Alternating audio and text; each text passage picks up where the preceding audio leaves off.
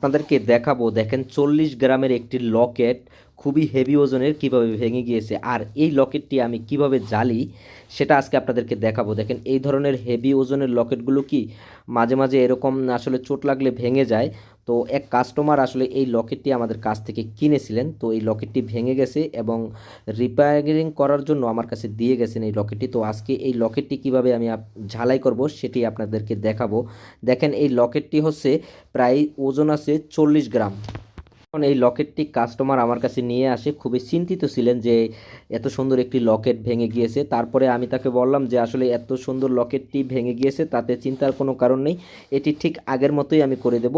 তো সেই উদ্দেশ্যেই আমি কাজ শুরু করেছি। দেখেন এই লকেটটি ঝালতে আসলে খুবই কঠোর একটি পরিশ্রম করতে হয়েছে, যেহেতু লকেটটি খুবই হেভি ওজনের। আর আমি চাইছি যে এই লকেটটি খুবই সুন্দরভাবে ঝালাই করার জন্য। অবশেষে কিন্তু কাজটি হয়ে গেল, দেখেন পুরাটি কমপ্লিট হয়ে গেল।